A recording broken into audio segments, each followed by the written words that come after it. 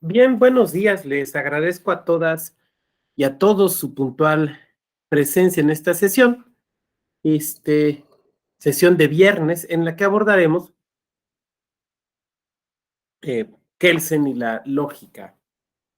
Eh, Como en ocasiones anteriores, pues un poco la intención es que me permitan ir avanzando en la exposición y dejaremos desde luego un espacio para preguntas, si puedo ofrecer alguna respuesta, pero también desde luego comentarios que ustedes quieran hacer. Compañero Jesús Plaza, ¿sí se me escucha y se me ve bien? Sí, maestro, se le escucha perfecto. Perfecto, muchas gracias. Bueno, a mí me parece que cuando hablamos de Hans Kelsen, necesitamos contextualizar su obra y su pensamiento. No solo con él, sino con cualquier autor, con cualquier autora, pero particularmente con él. De repente escuchamos comentarios, frases de que pues, más tal autor o tal autora y menos que Kelsen. O consideraciones de que pues, el positivismo es una postura que debe considerarse ya superada. Y la verdad es que este tipo de apreciaciones, no por comunes, pues suelen ser conclusiones apresuradas, me parece. No sé, pero por alguna razón a los seres humanos nos gusta sacar conclusiones apresuradas, probablemente por un deseo de certeza. Y la verdad es que tenemos que entender varias cosas aquí. Primero, que el arco creativo de Hans Kelsen, la obra de Hans Kelsen, abarca prácticamente 70 años. Su primer libro data de 1906 y es su tesis de doctorado y se llama La teoría del Estado en Dante Alighieri. Dante Alighieri. Porque Dante, hombre de su época, fue como Maquiavelo, pues sí, fue un literato, se escribieron, pero también Dante escribe la comedia, ¿no? La comedia, pero también fue político y fue escritor de temas de política. Dante tiene un libro, lo tengo por aquí, por cierto, que se llama De la monarquía, el Tratado de la Monarquía, donde pues expone algunas ideas acerca de, por ejemplo, la relación entre el Papa el imperio y los reyes, y de por qué la monarquía es la mejor forma de gobierno. Es curioso, pero Dante escribió sobre eso. Y Kelsen no estudia. Eso es en 1906. Después viene su problema su libro aquel de los problemas capitales de la teoría los problemas capitales del Estado a la luz de la teoría de las normas de 1911. Y su última obra se publica en 1979, que se llama La teoría general de las normas, que por cierto acaba de ser publicado de nueva cuenta hace más o menos un año, en español con una nueva traducción. Kelsen muere en 1973 siendo profesor de Berkeley, la Universidad de California en Berkeley, pero su última publicación es de 1979. Entonces, formalmente la creación jurídica de Kelsen abarca más de 70 años. Abarca más de 70 años. Por eso se suele dividir la obra de Kelsen en tres etapas, y entonces se habla de tres Kelsen. El Kelsen joven, que escribe antes de digamos, de la Primera Guerra Mundial, antes de la Constitución Austriaca de 1919, el Kelsen maduro y ya el Kelsen de su última época. Por eso recuerdo una anécdota que les voy a platicar. No sé si ustedes ubiquen a don Arturo Bárcena Zubieta. ¿Alguien ubica quién es Arturo Bárcena Zubieta? ¿Nadie? ¿Nadie? Arturo es el director del Instituto de Formación de la Judicatura Federal. Fue director de Derechos Humanos también de la Corte. Y Arturo, una vez lo oí preguntándole a un alumno en posgrado, porque el alumno le entrega un trabajo, algo le había dicho, y entonces Arturo le empieza a preguntar, pero ¿cuál Kelsen? ¿Cuál Kelsen? Y la cara del alumno era, pues, ¿que no hay nada más un Kelsen? O sea, o hay un Kelsen abuelo, un Kelsen papá, un Kelsen hijo, ¿cuál Kelsen? La pregunta de Arturo era, ¿A cuál de las tres épocas de Kelsen te estás refiriendo? ¿Al Kelsen de la madurez? ¿Al Kelsen de los últimos trabajos? ¿Al Kelsen de sus trabajos de juventud? ¿Cuál Kelsen? ¿Cuál Kelsen?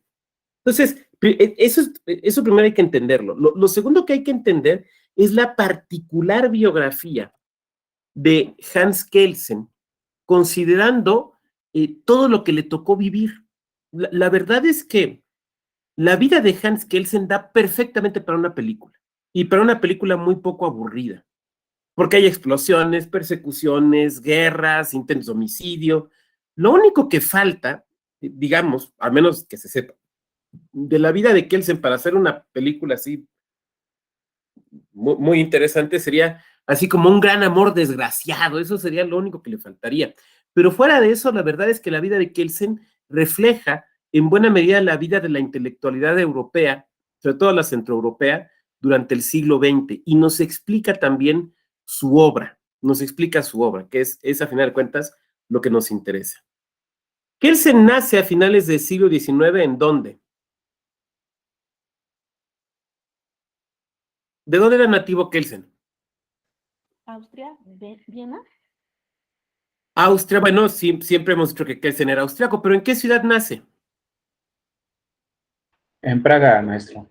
Efectivamente, Kelsen nace en Praga. Praga actualmente es la capital de...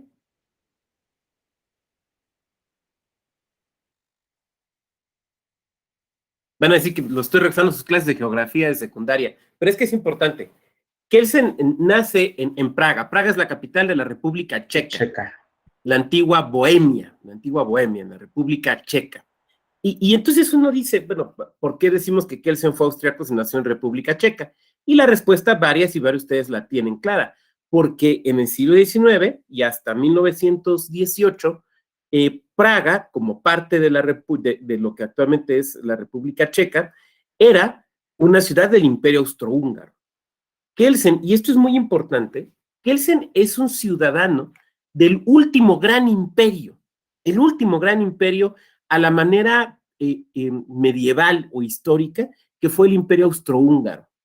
Porque todavía el Imperio Británico pervivió hasta los años 40 más o menos. Churchill se negó a ser él decía, yo no voy a ser el liquidador del Imperio Británico, y se transformó en lo que conocemos actualmente como la Mancomunidad de Naciones.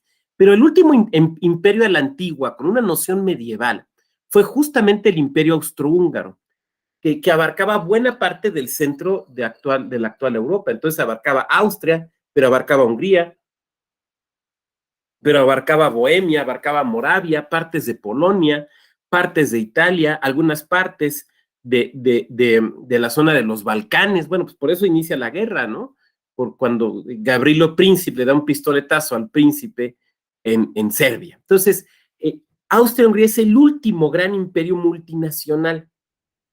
Cuando Kelsen nace en el siglo XIX, finales del siglo XIX, es un imperio ya prácticamente herido de muerte, porque había sido hacia 1850, 1860, había perdido la guerra contra Alemania. Hubo una corta guerra entre lo que era Prusia, que empezaba a ser Alemania con Bismarck como primer ministro, y Austria-Hungría, una guerra por la hegemonía de los pueblos de habla alemana.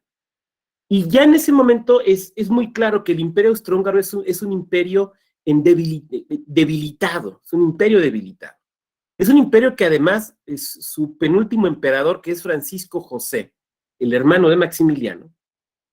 Vamos a ver que hay varios canales, digamos, de comunicación entre esto que estamos platicando en México. Dura demasiado tiempo de emperador, y la verdad es que era un hombre con una mentalidad poco adecuada para los años que le tocó regir. Entonces, ahí nace Kelsen, y su apellido familiar en realidad no era Kelsen, o dicho de otra manera, Kelsen no era Kelsen era Kohn. El apellido original de la familia de Kelsen es Kohn, C-O-H-N, Kohn. Ahora, Kohn, que es un apellido que conocemos en México, es un apellido ¿de qué origen?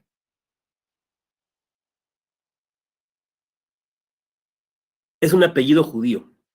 Es un apellido judío. C-O-H-N, Kohn, es un apellido judío. El abuelo de Kelsen todavía mantiene el con, es el papá el que vuelve, el que cambia el de con a Kelsen, que era algo muy común en aquellas épocas. Entonces, Kelsen viene de una familia de origen judío no practicante, pero judío. Su padre es empresario. Y los primeros años de la vida de Kelsen parecen, pues, muy buenos, muy propiciatorios, muy adecuados, porque el padre de Kelsen, que decíamos hace un momento era empresario, pues puede satisfacer, en el modelo tradicional, pues se encarga de satisfacer las necesidades económicas de la familia, a la familia le va bien, tienen una posición acomodada, viven en Viena y les va yendo muy bien. Y Kelsen decide estudiar Derecho. Estamos hablando finales del siglo XIX, inicios del siglo XX. Y Kelsen vive en la ciudad que seguramente en ese momento histórico es la ciudad más vibrante, más intelectualmente estimulante de todo el mundo, que es Viena. Si tú a finales del siglo XIX querías ser pintor, pues te ibas a París y te ibas allá al barrio latino y te morías de tisis. Pero si querías dedicarte a cualquier otra cosa, si querías dedicarte a las ciencias, a la música, a otras manifestaciones del arte, la ciudad más importante era Viena. Es que piensa en algo, estamos hablando de la Viena de inicios del siglo XX, la Viena de Gottlob Frege y del Círculo Lógico de Viena. Cuando se oía la música, ¿qué música se escuchaba? Los valses de los Strauss. Y todavía vivía Richard Strauss, hijo, estaba en plena producción. Es la ciudad, por ejemplo, si hablamos de lógica, de Ludwig Wittgenstein. Entonces, cuando Kelsen salía de clases y se iba a echar, pues no podemos decir que una torta de chilaquil, porque no creo que eso vendan en Viena, pero cuando se iba a comer un strudel, pues el que estaba sentado al lado era Ludwig Wittgenstein. El profesor que había dado una conferencia en su universidad era Gottlob Frege. Se discutía, por ejemplo, la filosofía del lenguaje. Se oía la música de Richard Strauss y podía ir a la Ópera Estatal de Viena a escuchar la música de Richard Strauss, padre o hijo, dirigida por Richard Strauss, hijo. Era, insisto, la ciudad intelectualmente más estimulante del mundo en ese momento. Y su facultad de Derecho, bueno, pues tenía una fama de bien ganada, una buena facultad.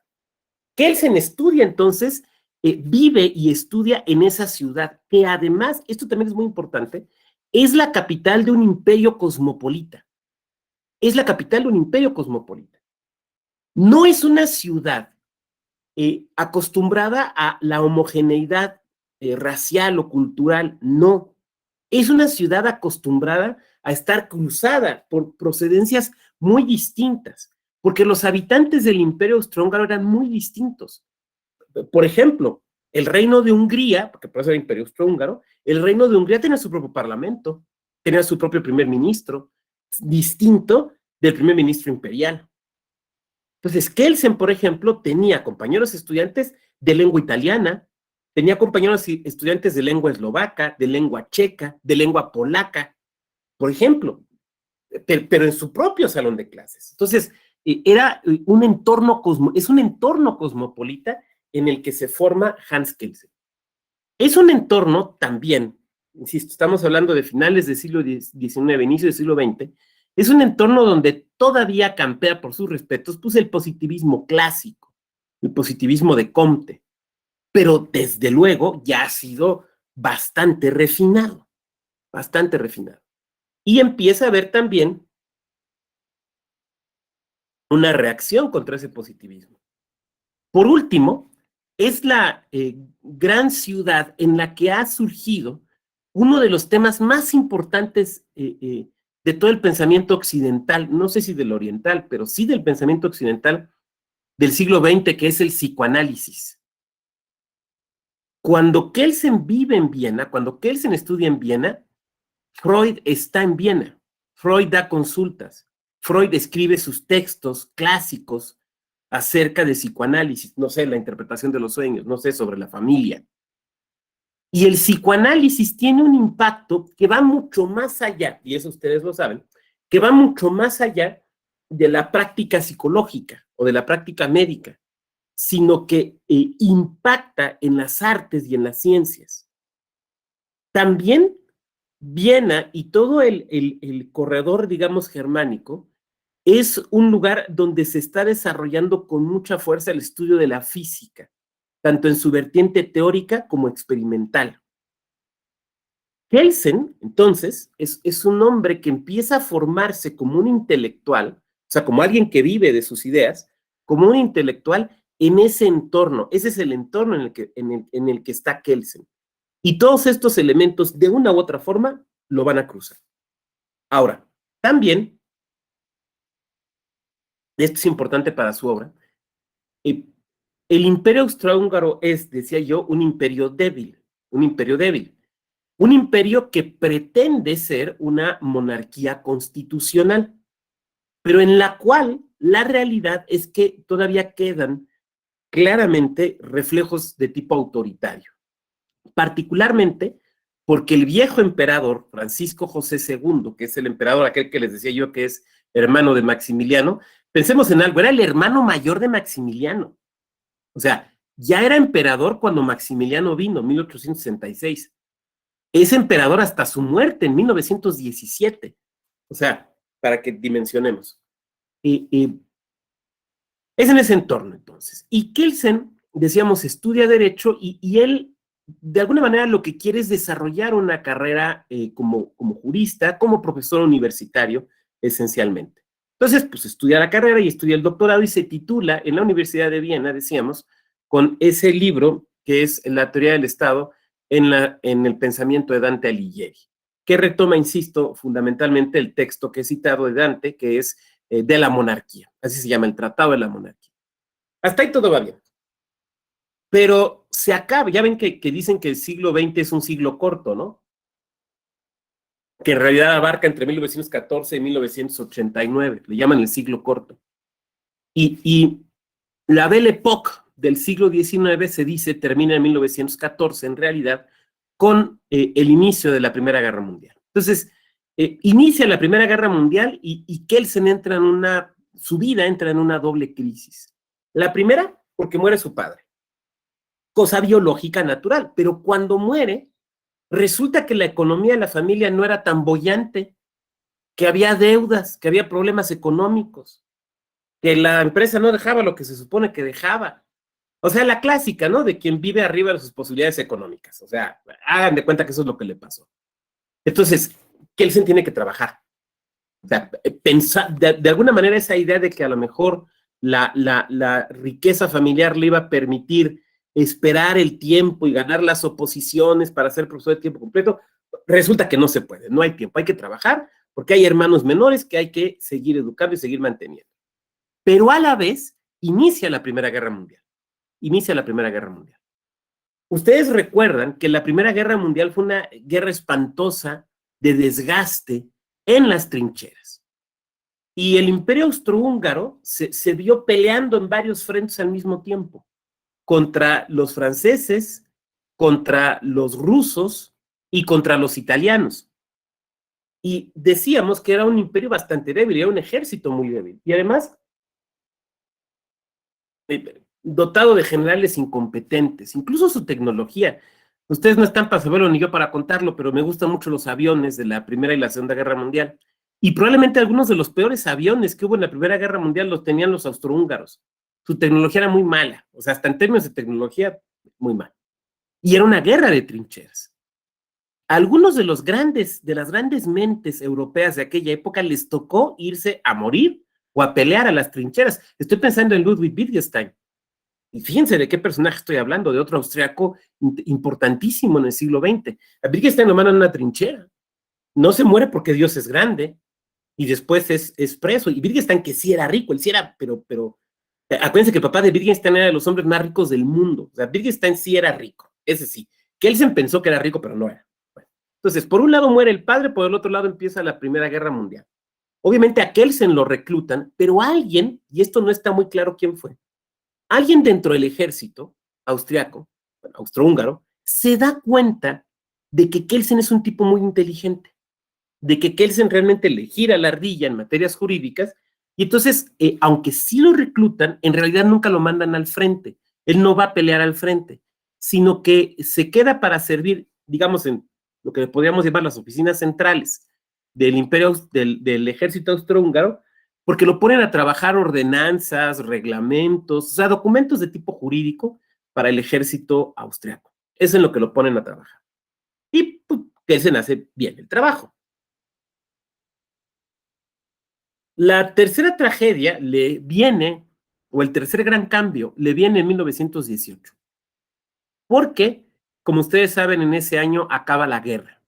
Ya para ese momento, 1918, ya ha fallecido Francisco José II, que muere en 1917.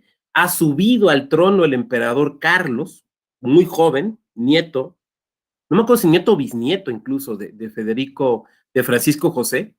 Carlos se da cuenta de que el imperio se está desmoronando, intenta una paz, negociar una paz por separado con los franceses y los ingleses, no se puede, pierden la guerra. Entonces, a Kelsen le toca prácticamente acompañar al ministro de la guerra al Palacio de Hofburgo. ¿Alguien vio una película con Edward Norton que se llama El Ilusionista? El Ilusionista, de hace unos 8 o 9 años. A mí me gustó mucho. Bueno, veo que varias cabecitas me dijeron que sí. Se acordarán que en la película El Ilusionista, Edward Norton, que es como una especie de mago, se enamora de una princesa austrohúngara, ¿se acuerdan? Y se van a ver en un castillo y cosas así. Bueno, ese castillo es ese palacio, pero no es el Palacio del Hofburgo, que es donde vivía el emperador austrohúngaro, el Palacio del Hofburgo, el Palacio de los Hohenzollern. Es un palacio que existe físicamente en Viena. Digo, yo no he ido a Viena, pero sé que ahí está. Y es el Palacio de los Hohenzollern. Y acompañan a ese palacio, Kelsen acompaña, digamos, al ministro de la guerra, al Palacio del Hofburgo, a ese palacio que sale en la película, a decirle al emperador Carlos 3 cosas. Primera, que perdieron, que ya no hay para dónde hacerse, ya perdieron, los alemanes se van a rendir, ellos ya no aguantan, ya perdieron la guerra. Segunda, que para obtener la paz se requiere que él abdique del trono, o sea, que deje de ser emperador. Y tercera, que también para obtener la paz se requiere que Austria-Hungría se deshaga como imperio y que las naciones que había gobernado los Hohenzollern por muchísimos cientos de años tenían que separarse y cada una ser un reino o una república independiente. O sea, es la destrucción, es el final del imperio austrohúngaro, que era el remanente del Sacro Imperio Romano Germánico de la época medieval. Por eso digo, insisto, que era el último gran imperio con una noción medieval de la paz. Hay una leyenda de ese castillo, ¿no? El castillo de los cuervos, porque se decía que donde estaban los Hohenzollern, los castillos de los Hohenzollern, había cuervos. Y se cuenta una leyenda, obviamente a nivel de leyenda, ¿no? De que alguno de los ancestros del emperador Carlos, un ancestro muy lejano, de los fundadores de la dinastía de los Hohenzollern, había maltratado, abusado de una mujer en algún bosque cercano a Viena. Y esa mujer le había lanzado una maldición, le había dicho, cuando se vayan los cuervos del Hofburgo, ustedes dejarán de regir sobre Austria. Fue la maldición que le lanzó. No sabemos si la maldición realmente fue lanzada o no. Lo que sabemos es que desde 2018, desde 1918, no hay cuervos en el Hofburgo. O sea, desde que dejaron de ser los monarcas, se acabaron los cuervos en el Hofburgo. Pasa todo esto. Y entonces lo que Kelsen ve entonces en un periodo de 4 años es que su proyecto de vida ya valió chetos. Su familia se transforma radicalmente por la muerte del padre. Su estatus económico cambia. Su país entra en guerra y al final su país desaparece. Y además, fíjate qué cosa tan incómoda, ¿eh? Fíjate qué cosa tan incómoda. Quienes nacimos, por ejemplo, en el Distrito Federal, pues es un poco raro, porque naciste en un lugar que ya no tiene ese nombre, ¿no? Pues ahora se llama Ciudad de México, pero sigue siendo el mismo lugar. Pero imagínate Kelsen, porque Kelsen se reconoce austriaco. Kelsen es de cultura germana, pero su lugar de nacimiento es ya otro país. A partir de ese momento es la capital de la República Checoslovaca, que después sabemos fue República Checa. Eso debe ser bastante peculiar.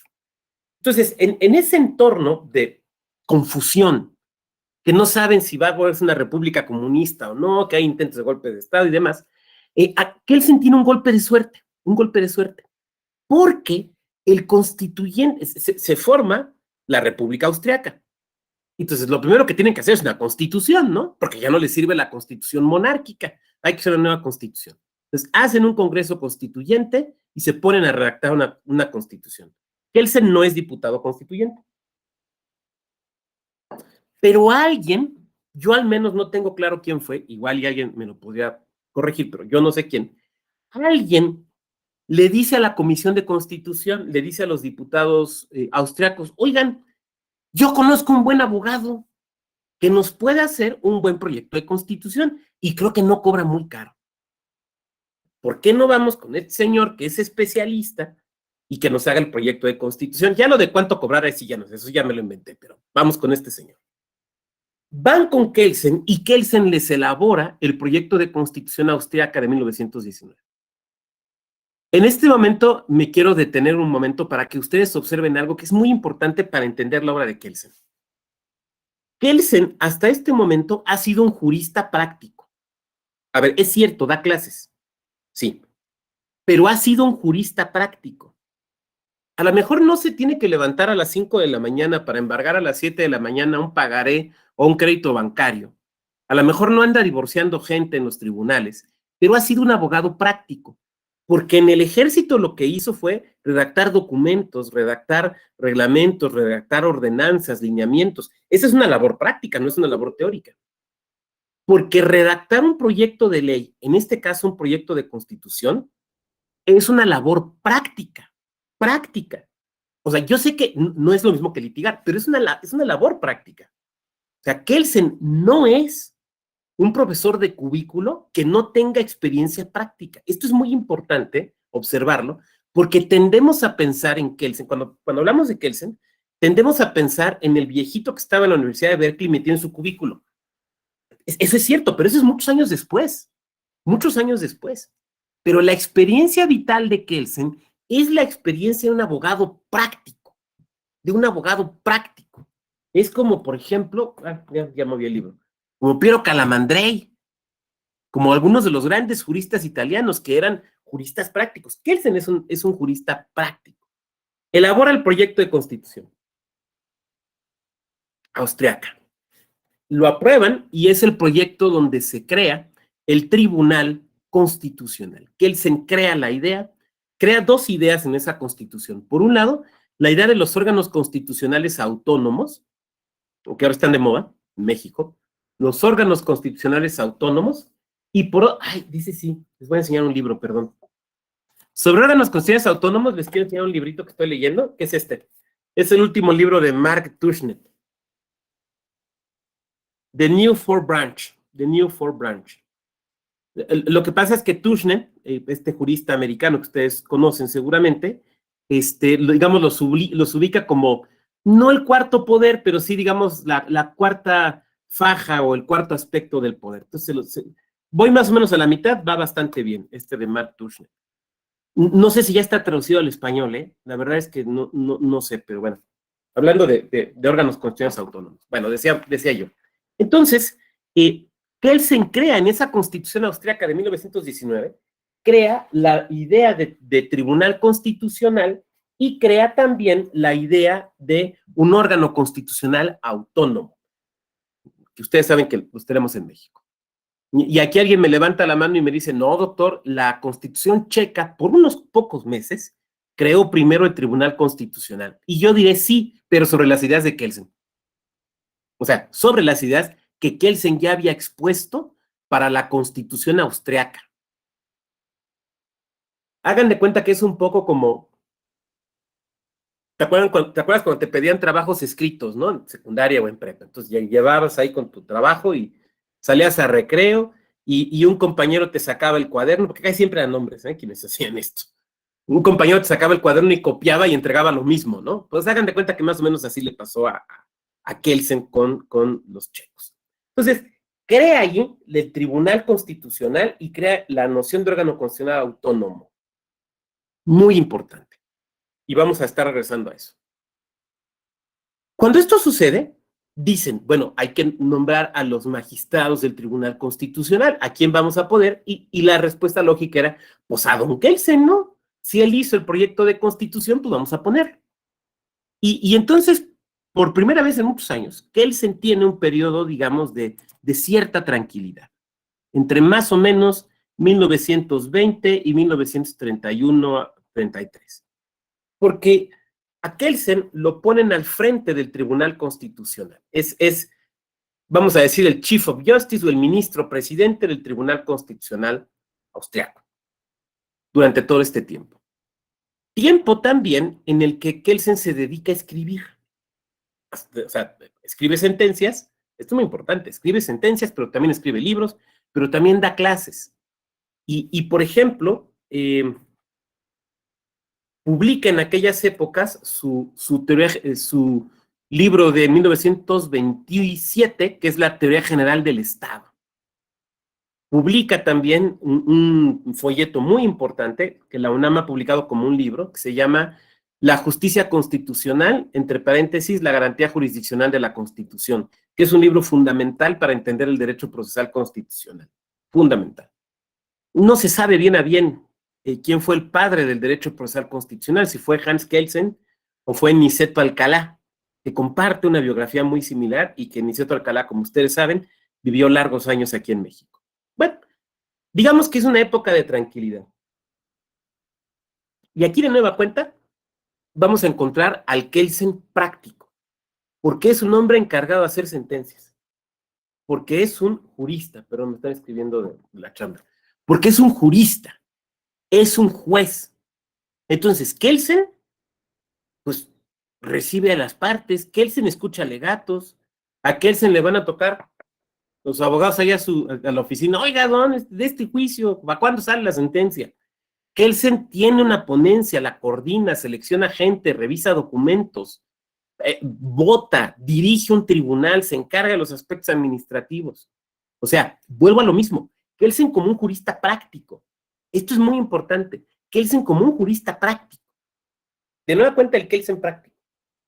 Todo va funcionando muy bien, hasta que a inicios de los 30, en la República de Austria, donde está su tribunal constitucional, este tribunal declara la inconstitucionalidad de una ley, cosa pues, que para eso están hechos los tribunales constitucionales, pero que enojó mucho al entonces primer ministro, canciller en la tradición germana, ¿no? Chancellor, canciller, que era Dollfuss. Dollfuss era un político no pro-nazi, no era pro-nazi, pero sí de tendencias autoritarias. En la Europa de los años 30, es cierto, estaban los nazis, estaban los comunistas, estaban los fascistas, pero había otras tendencias nacionalistas y autoritarias que no necesariamente eran nacionalistas. Dollfuss, el primer ministro austriaco en ese momento, es un nacionalista y es un autoritario, pero no es un nazi. Entonces, invalida una ley constitucional, una ley por inconstitucional, este tribunal, pero además el ponente del asunto fue Kelsen. Porque en el modelo, por ejemplo, que tenemos de nuestra Suprema Corte, pues el presidente o la presidenta de la Corte no presenta proyectos de resolución. Se dedica a conducir las labores del tribunal. Pero en otros lugares, incluyendo el entonces Tribunal Constitucional Austriaco, quien presidía el tribunal, además de presidirlo, pues presentaba proyectos de resolución, presentaba sentencias, o sea, era lo que aquí conocemos como ministro o ministro ponente. Entonces, se declara inconstitucional. Al canciller Dollfuss no le gusta esta decisión,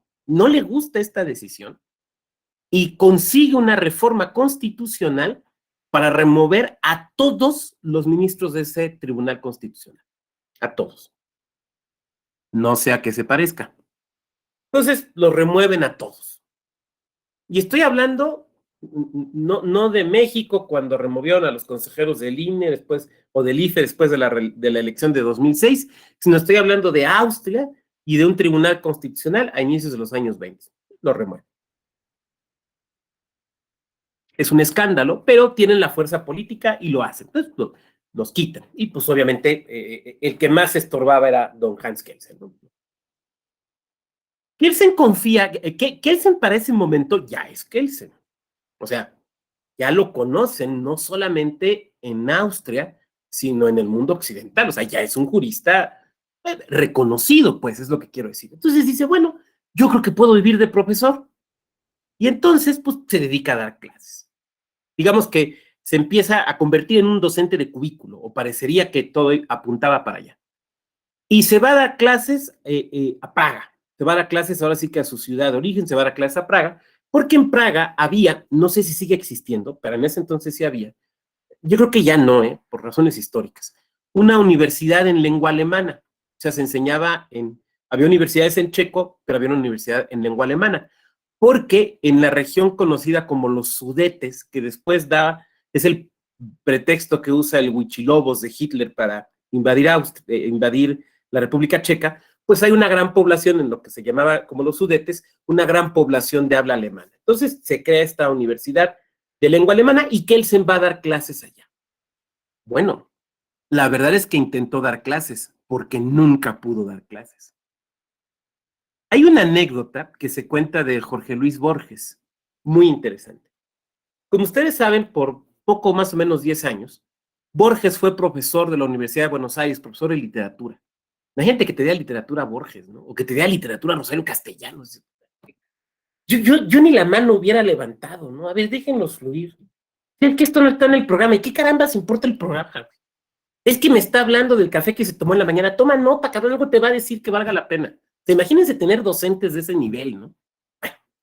De hecho, hay un libro que se llama, déjenme ver si lo tengo aquí cerca.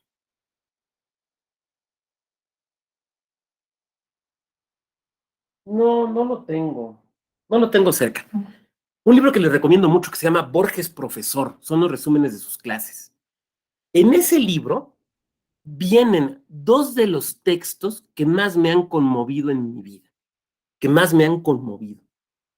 Uno, son textos anglosajones antiguos. Ya ven que a Borges no le gustaba lo fácil, entonces le gustaba el anglosajón. Y se pone a estudiar anglosajón cuando se quedó ciego. En ese momento se pone a estudiar anglosajón, nomás para calarle, ¿no? A la voluntad. Bueno, el texto se llama La batalla de Muldon. La batalla de Muldon. Incluso la pueden encontrar en internet. Y el otro texto se llama La oración de la cruz, El sueño de la cruz. El sueño de la cruz. La batalla de Muldon es la narración de una batalla entre celtas y vikings, como les llamaba Borges. Y el sueño de la cruz es la narración de la crucifixión, pero desde el punto de vista de la cruz. No desde el de Cristo, o desde la Virgen, o desde un observador, no, desde la cruz. Es la cruz la que narra, lo cual, o sea, la voz que narra, que saben que en literatura es muy importante, decidir que la voz que narra sea la cruz, a mí me parece un rasgo de una genialidad absoluta. Bueno, entonces, pero me regreso para regresarme con Kelsen. Borges está un día en Santa Paz dando su clase en la Universidad de Buenos Aires y entra, ese día han matado a un guerrillero muy famoso. Entonces, pues el ala izquierda de los estudiantes quiere hacer un evento, entonces empieza a interrumpir clases, ¿no? Entonces se mete un estudiante a la clase de Borges, algún estudiante de esta ala, y le dice, nos vamos a llevar a los alumnos porque hoy pasó tal cosa y tenemos que exigirle al Estado que nos... Y Borges le dice, ¿cómo no, compañero? Pero terminando mi clase. Es que usted, ¿no? Terminando mi clase. Pues le vamos a cortar la luz y no va a poder usted dar clase. Y Borges le contesta, fíjese que ya me previne de eso porque soy ciego. Soy ciego. Que era ciego, ¿no? Aquella anécdota también de Borges cruzando la calle, va a cruzar una calle, se acerca un joven, Borges ya era Borges, a ayudarlo, lo toma del codo, y van cruzando, y a la mitad el joven le dice, maestro, como que le entra la ansiedad, le dice, maestro, disculpe, soy peronista. Ya ven que Borges odiaba tanto a Perón que le decía el innombrable. Ya sabrán de dónde nuestro presidente sacó el innombrable. Le decía el innombrable. Entonces, era totalmente antiperonista. Entonces Borges le contesta, fíjese qué casualidad, yo también soy ciego. Bueno, esa vez Borges no pudo, le interrumpió en la clase y no querían que diera clase. Pero a Kelsen, en la Universidad de Lengua Alemana, en Praga, le pasa eso todos los días. Kelsen no puede dar una sola clase en la Universidad de Praga, porque todo el tiempo le arman alboroto, todo el tiempo le arman alboroto. ¿Quiénes? Estudiantes sudetes, o sea, estudiantes checos, pero de etnia, digamos, alemana, nazis. ¿Por qué? Por lo que narré hace un rato, porque Kelsen es de origen judío. Kelsen es nieto de judíos. Por lo tanto, conforme la perversa ideología nazi, Kelsen es un judío. Y un judío no puede dar clase. Entonces, literalmente, o sea, están las narraciones históricas, no le dejan dar clase. Le hacen ruido, le arman un desmadre, no puede dar clase. Un día, pues, que vuelve a intentar dar clase y que no puede dar clase, pues se sale del salón y ahí se va tristemente. Pero a diferencia de Carl Schmitt, que era un mal bicho, Kelsen dicen que era una buena persona. Entonces, se encuentra a uno de estas personas que se encargan del aseo de los salones y demás. Ahorita se me olvida, ¿cómo le podríamos llamar? Es que me acordé del término español antiguo, bedel, pero pues ya nadie usa bedel. ¿Cómo le llamaríamos? Lo que en inglés es janitor. ¿Intendente? Intendente, gracias. Es que, perdón, memoria post-COVID, lo que se me van las palabras. Se encuentra un intendente. Y Kelsen se lleva bien con él. Entonces el intendente le dice, ¿qué onda, don Kelsen? Bueno, pues en alemán, ¿no? ¿Pudo dar clase hoy? No, igual no pude dar clase. ¿Y qué va a hacer? No, pues ya me voy a mi casa. Ok, ¿y por dónde se va a ir? Pues como que por dónde, ahí está la puerta de la universidad, por ahí salgo. Una universidad en el centro histórico de Praga, o sea, un edificio antiguo. Entonces el intendente le dice, oiga, don Kelsen, no, mire, déjeme lo saco por otro lado, porque allá afuera hay una banda de estudiantes nazis que lo quieren matar. Lo voy a sacar por otro lado. Lo saca por otro lado. Ya ven que cuando, digo, no sé en qué universidades hayan estudiado ustedes, pero bueno, pues cuando estudias en una universidad, en una prepa, pues empiezas a conocerle cuáles son las entradas principales, otras que no se conocen tanto y otras por donde te puedes brincar, ¿no? Entonces el intendente sabía por dónde. Lo saca por otro lado, Kelsen obviamente ya no regresa a la universidad. O sea, digo, lo van a matar, ¿no? Se regresa a Viena, pero en ese momento histórico ya mataron a Adolfus, los nazis, y está por darse el Anschluss, o sea, la unión de Alemania y Austria. Y el movimiento nazi está muy fuerte en Viena. En Viena no se puede quedar, porque si se queda, le va a pasar lo que le pasó a Freud. O sea, acuérdense, ya un Freud anciano, le matan a las hermanas, lo tienen prácticamente preso, y para soltarlo, tiene que darle una carta a los nazis, donde diga que lo trataron bien, y con un gran sentido del humor en medio de la tragedia, Freud les escribe y recomienda atentamente los servicios de las SS, que no entendieron que era en realidad un sarcasmo de Freud para poder huir ya enfermo de cáncer a Londres y que muera en Londres. Bueno. Entonces se va a Viena, sabe que no se puede quedar en Viena, se lleva a su familia y se va a Suiza. Pues ahora sí que Suiza está pegadito a Alemania. Y aquí viene una curiosa relación entre Hans Kelsen y Antonio Banderas, que uno pensaría que no habría relación, pero sí la hay. Cuando Kelsen se va a Suiza, pues Kelsen lo que sabe es dar clases, o sea, lo que sabe es derecho y pues, se puede poner a dar clases, ¿no? Pero obviamente Suiza está llena de personas que también están huyendo, y Kelsen no encuentra la oportunidad de dar clase en la parte de germanófoba o en la parte de lengua alemana en Suiza. Ustedes saben que en Suiza hay cantones que hablan alemán, cantones que hablan francés, cantones que hablan italiano, y en el centro hablan otro idioma que se llama rético. Bueno, entonces, él no encuentra chamba como profesor, trabajo pues como profesor en la parte donde hablan alemán. Él encuentra trabajo como profesor en la parte donde hablan francés. Kelsen lee y escribe en francés. De hecho, uno de los libros que hoy cité, que es el de La garantía jurisdiccional de la Constitución, se publica originalmente en francés. Entonces, Kelsen lee y escribe en francés, pero no habla francés. Entonces, aquí es donde será la relación con Antonio Banderas. No sé si ubiquen la primera película que hizo Antonio Banderas en Hollywood, una película malísima con Antonio Artaud, que se llama Los Reyes del Mambo. ¿Alguien la vio? Los Reyes del Mambo. Veo que Alondra la vio. Alondra, ¿estás de acuerdo conmigo en que es una película muy mala? Sí, maestro, la verdad. Sí, no les recomiendo que la vean. O sea, El Ilusionista está entretenida, pero esta es malísima. Entre otras razones, porque Antonio Banderas es muy joven Y el que sale de su hermano, que es Antonio Artaud, podría ser su abuelo.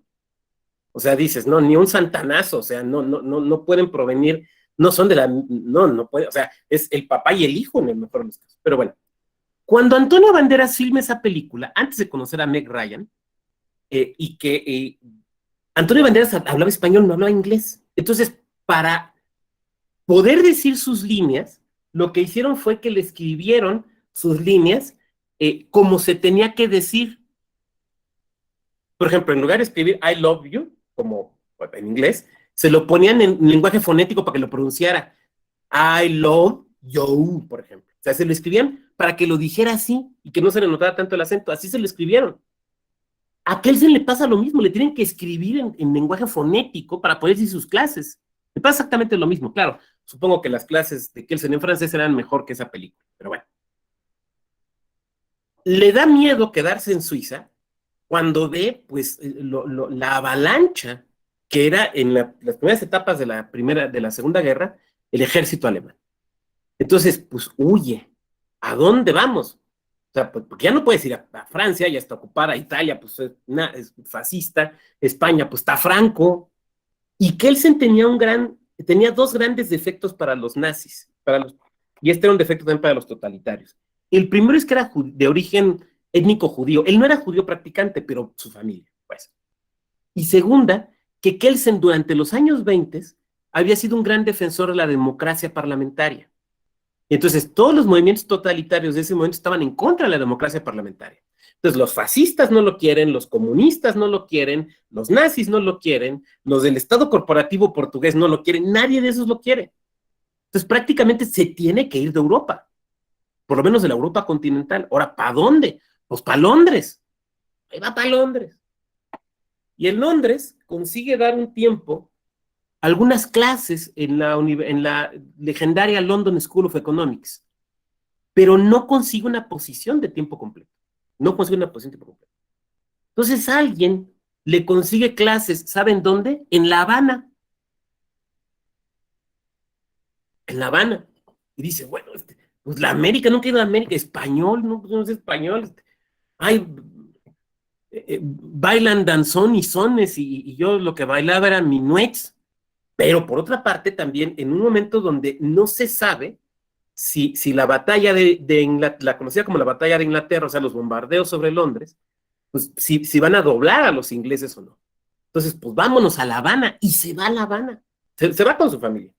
Y durante un periodo más o menos de 6, 7 meses, es profesor en la Universidad de La Habana. Él fue profesor en la Universidad de La Habana. Seguramente ahí disfrutó de muy buen café, los espléndidos puros cubanos. Yo fumo puro, me gusta mucho el puro desde los 17, pero no soy de puros cubanos. Yo prefiero los puritos mexicanos, los de Veracruz, que son como más fuertes, o los dominicanos, que saben como a café con leche. Bueno, está ahí dando clases en La Habana. Si la memoria no me falla, las da en inglés. El español no se le daba al maestro. De La Habana se va a Nueva York. Fíjense el periplo, Fíjense el periplo. Viena, Praga, Viena, Suiza, Londres, La Habana, Nueva York. Claro, los te amo de San Andrés Tuxtla que nos pone Nayeli. De hecho, Nayeli, te voy a contar una cosa. Yo fui probador de puros para la Te Amo. Yo fui catador de puros para la Te Amo. Me mandaban los puros con marbetes de colores para no saber la procedencia. Yo los fumaba, nada más puros, no vayan a pensar que otra cosa. Más puros de tabaco. Los fumaba y hacía la nota de cata. Cuando empezaron a sacar los puros, por ejemplo, los Te Amo dominicanos, nicaragüenses y demás, no me pagaban, pero me regalaban puros. Ha sido uno de los trabajos más bonitos que he tenido en mi vida. Una maravilla ser catador de puros. Pero dejemos los puros a un lado, pero sí los Te Amo. Y conozco la fábrica de los Te Amo, y conozco la fábrica de los de San Andrés.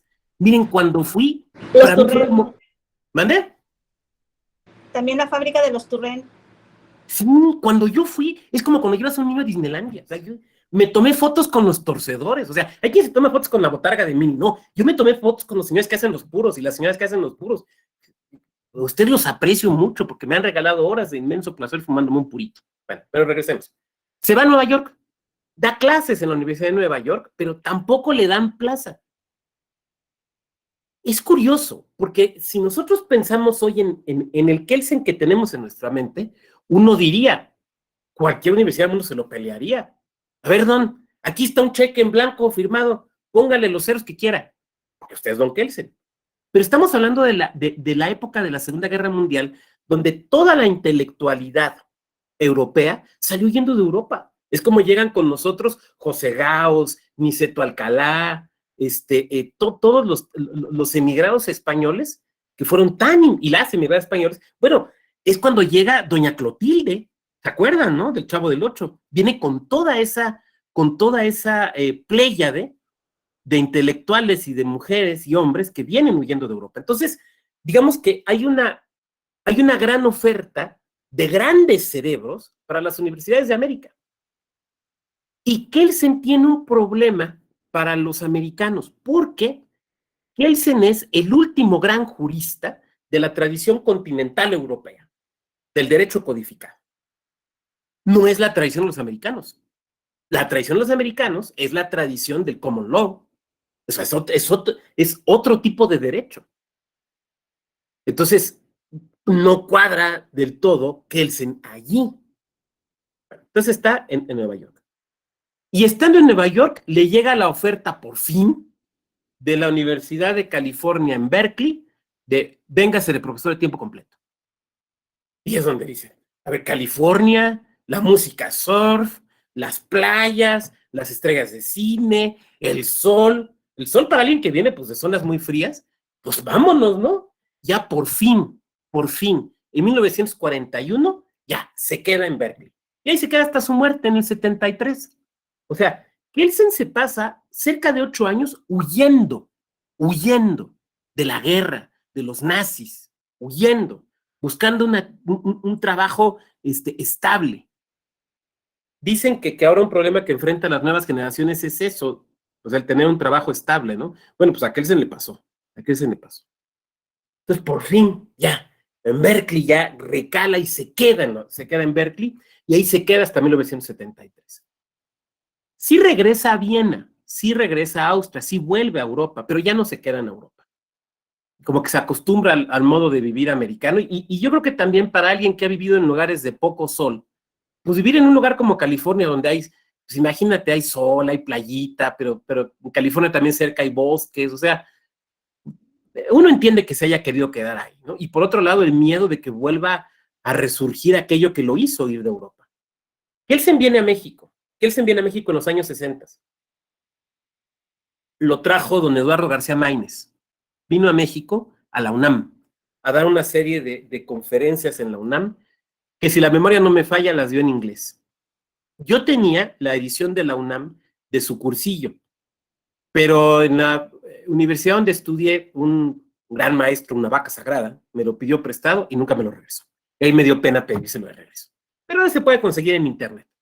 Ahí están en internet las pláticas que dio don Hans Kelsen. Fue una época en la que muy grandes juristas vinieron a México. Vino Kelsen, vino Piero Calamandrei, con un curso magnífico que se llamó Proceso Civil y Democracia. De él acabo del libro que recoge su cursillo, acabo de publicar una reseña en mi blog. Una gran época de la Facultad de Derecho. No digo que ahorita no, digo que en esa época fue una gran época. Entonces Kelsen viene y da una plática aquí, se cuenta que lo llevan a Veracruz, lo llevan a varias comidas y demás, que le va muy bien. Porque había toda una pléyade de juristas mexicanos que fueron, por eso pegó, digamos, positivismo aquí, que fueron a estudiar con él o que estudiaron en lengua alemana. Se cuenta una anécdota de uno de ellos. Me dicen que es de Mario de la Cueva, de don Mario de la Cueva, pero a saber si es correcta.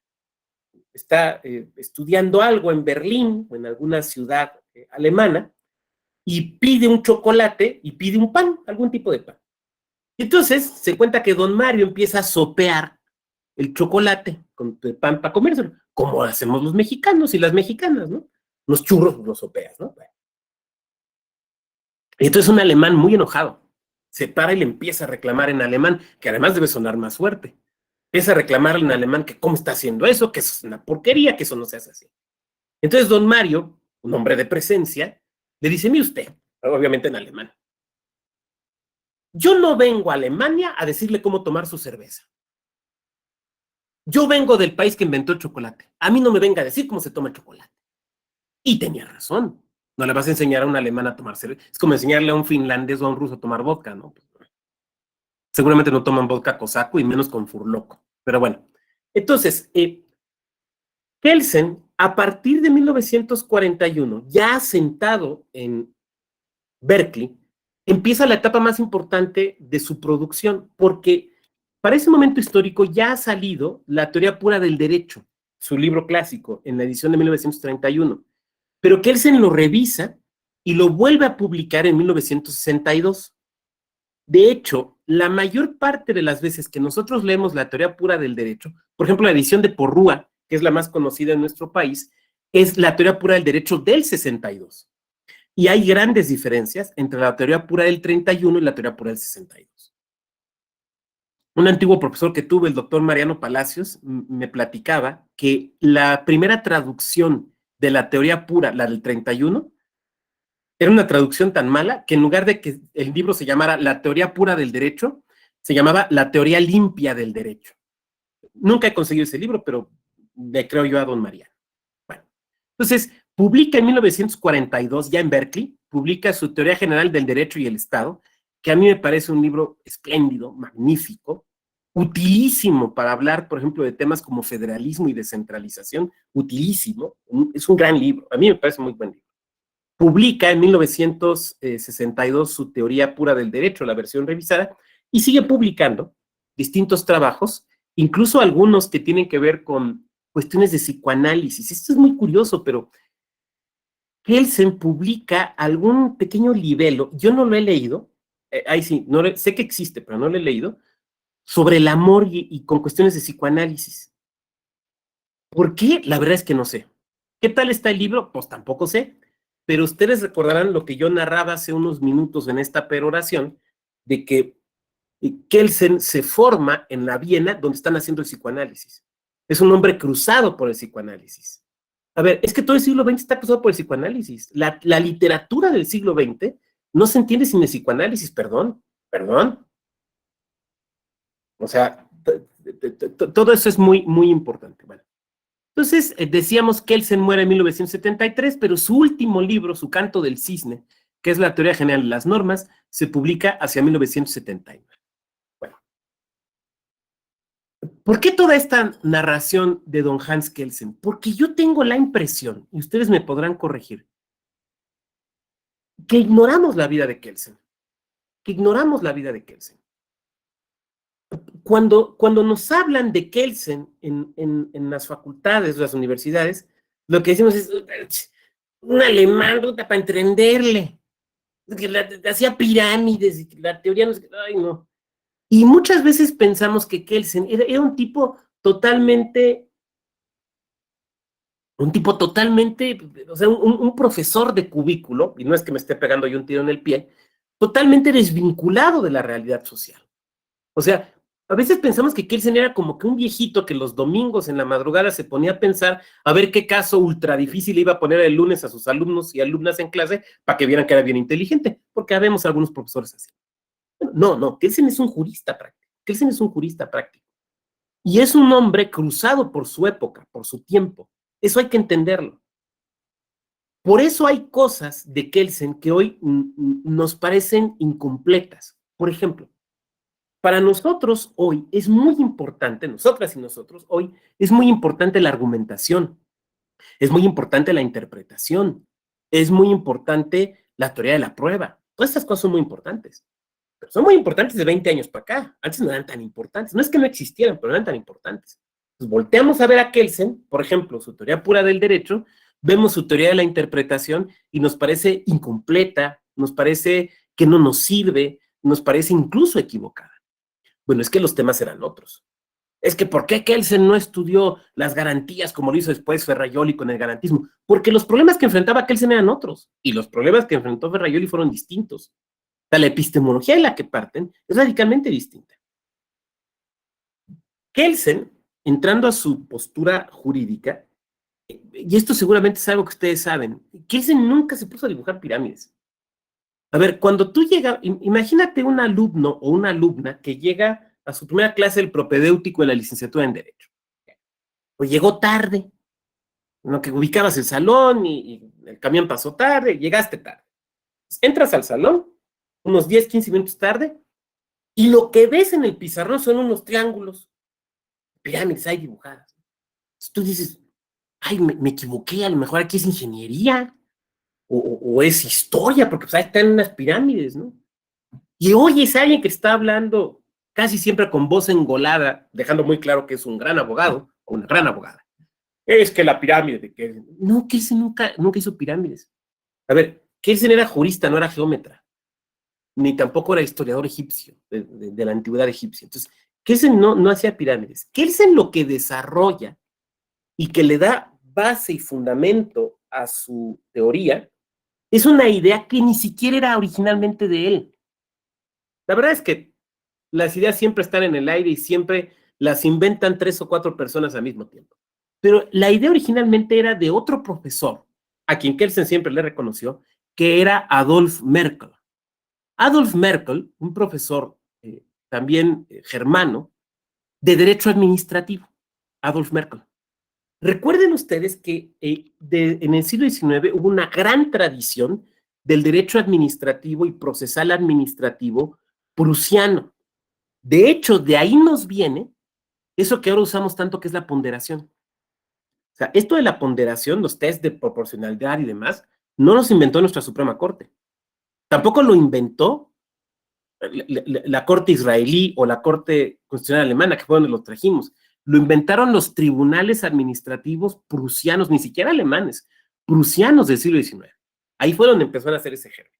Entonces, Adolf Merkel era un profesor de Derecho Administrativo y Merkel empieza a desarrollar la idea de la regularidad jurídica.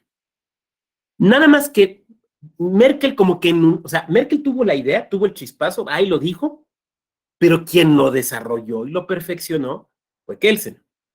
Es como el fútbol. O sea, el fútbol lo inventan los ingleses, pero lo vuelven un arte los brasileños. Los brasileños y las brasileñas, porque bueno jugar la selección femenil de Brasil y qué maravilla, qué bien juega. Bueno, sucede exactamente lo mismo con esto. O sea, el inventor de la idea o el creador de la idea es Merkel, pero quien lo desarrolla es Kelsen. La idea de regularidad jurídica. Esta es una idea fundamental para entender a Hans Kelsen. Pero también, fíjense lo que les voy a decir, y me hago cargo del comentario que voy a decir.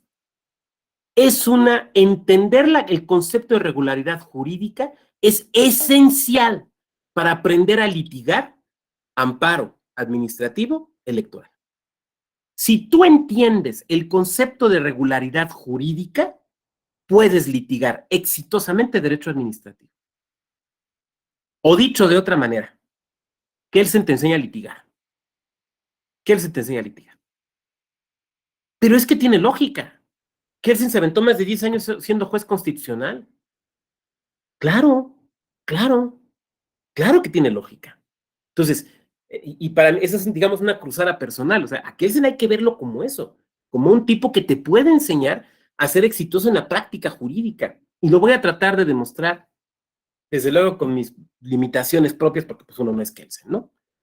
Vamos con un ejemplo práctico. Vamos a ir construyendo un ejemplo práctico. Y miren, es más, para que sea más universal, vamos a salirnos de lo electoral por un momento. El ejemplo es el siguiente.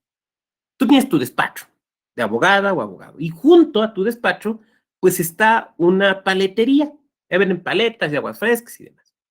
Entonces, pues pasas, te compras una agüita de horchata, saludas a tu vecino, pasó vecino, ya aquí llegando a chambearle, y hoy me voy tarde a los juzgados, tengo que hacer unos escritos. Ahí nos vemos, vecino, ya, te vas a tu oficina, estás ahí trabajando, y de repente entra tu vecino.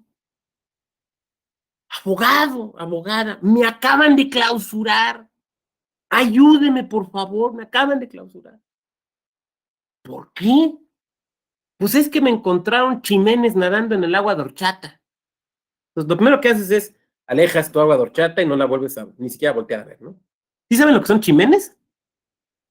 Son como cucarachitas chiquitas. Se dan en algunos lugares de mucho calor. Son bichos muy difíciles de exterminar, ¿eh? Miren, lo sé porque yo fui abogado embargador. Entonces, de repente embargabas muebles o cosas que tenían chimenes, los llevabas a la bodega y la bodega se llenaba de chimenes. Porque me encontraron chimenes nadando en el agua de horchata. Híjole, gracias al agua de horchata. Ok, le voy a echar la mano. Entonces, la primera pregunta. ¿Cuál es el primer documento que le pides a tu vecino para empezar a estudiar el asunto? ¿Cuál es el primer documento? Permiso para vender en la vía pública, ¿no? No, porque es un local. O sea, es el local que está Entonces junto. su permiso para de licencia de comercial, ¿no? No. Sí le vas a pedir la licencia, pero no es el primer documento que necesitas. No. Dice en el requerimiento, el de clausura. Claro, el acta de clausura. Lo primero que le pides es el acta de clausura. A ver, dame la copia del acta de clausura. El acta de clausura es un acto de aplicación del derecho. ¿Estamos de acuerdo? Para Kelsen, auténticamente esa es una norma. Para Kelsen, la norma en sentido estricto es la disposición jurídica aplicada al hecho concreto. Esa es la norma. Por eso las normas terminan por ser siempre particulares. Para Kelsen, esa es la auténtica norma. Es una orden individualizada del Estado. Esa es la auténtica norma. Y para Kelsen, claro, una norma individualizada. Y para Kelsen, gracias, Carla, para Kelsen, todo acto del Estado es un acto jurídico. Es un acto jurídico. El Estado no puede obrar sino de manera jurídica. Alguien de aquí podrá decir, ay, pues qué mucha confusión, pues no, que tan genio don Kelsen, como que confunde Estado y derecho. No, no, es que es una visión genial. Eso quiere decir que el Estado solamente puede hacer lo que el derecho le permite.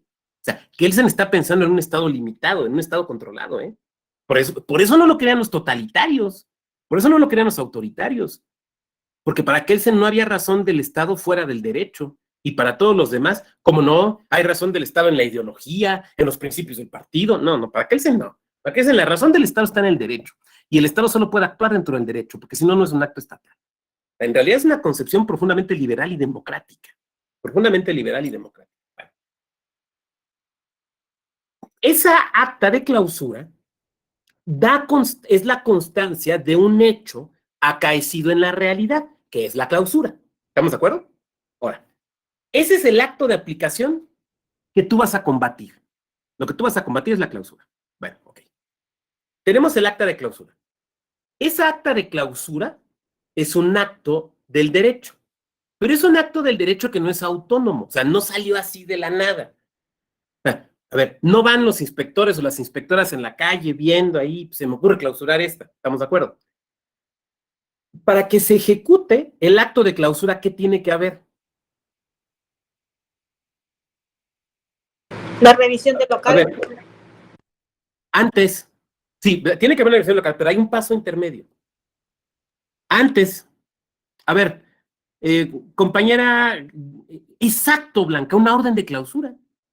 A ver, vamos a suponer que Blanca es una inspectora de salud y entre sus competencias está el hacer clausuras. Pero ¿cómo sabe Blanca a quién va a clausurar? O sea, Blanca no se manda sola. Llega a su oficina y le entregan un bonche de órdenes de clausura. Bonche, perdón, sé palabras de mis abuelos. Le entregan un altero de órdenes de clausura. Entonces, ahí ve y ve que dice, vaya usted a clausurar la paletería tal que se encuentra en tal lugar. Entonces ella va y hace la clausura. Entonces, fíjate, la clausura que consta en el acta de clausura, tiene que estar de acuerdo con el orden de clausura. Entonces, el acta de clausura existe jurídicamente, porque existe una orden de clausura. ¿Por qué existe una orden de clausura? Porque hubo un acta de inspección. ¿Por qué hubo un acta de inspección? Porque hubo una orden de inspección. Y esa orden de inspección tuvo que ser dada por alguien dotado de las facultades para hacer esto, ya sea mediante una queja o lo que haya sido. Entonces, y esa orden de inspección tiene que estar de acuerdo, por ejemplo, con el reglamento de salud del Estado, que a su vez tiene que estar de acuerdo con la ley de salud del Estado. Esa ley de salud del Estado tiene que estar de acuerdo con varias normas al mismo tiempo, con la Ley General de Salud, pero también con la Constitución local. La Ley General de Salud y la Constitución local tienen que estar de acuerdo con la Constitución Nacional. Entonces, esa acta de clausura es, en última instancia, un acto de aplicación de la Constitución. Para que sea un acto de aplicación de la Constitución, tiene que darse, voy a utilizar un término que Kelsen no usaba, pero creo que puede ser muy ilustrativo, una cadena de validez. Esto es, que todos los actos que hay, desde el primer eslabón hasta el último, estén perfectamente concatenados. Estén perfectamente concatenados. Si algún acto no deriva del superior, si un acto inferior no deriva del superior, ahí se rompe la cadena de validez y se presenta lo que Kelsen diría, aquí se voy a usar palabras kelsenianas, una irregularidad jurídica. Una irregularidad jurídica. Entonces, el concepto fundamental, para efectos de nuestra sesión, si estuviéramos hablando de federalismo sería otro, pero para efectos de nuestra sesión, el concepto fundamental en Kelsen es el concepto de regularidad jurídica. Regularidad jurídica significa que un acto del Estado, que insisto, siempre va a ser un acto jurídico, tiene que estar de acuerdo con el acto o con la regla superior que lo regula. Esto suena muy teórico, pero es muy práctico. Volvamos al ejemplo que hemos estado hablando. Tienes el acta de clausura. Hay que ver el orden de clausura. Entonces, suponte que la orden de clausura dice, a ver, compañera licenciada Blanca, vaya usted y clausure la paletería que se llama La Tocumbita, que está en Juárez 24 Sur, Centro, Pachuca. Juárez 24 Sur, Centro, Pachuca. Ok.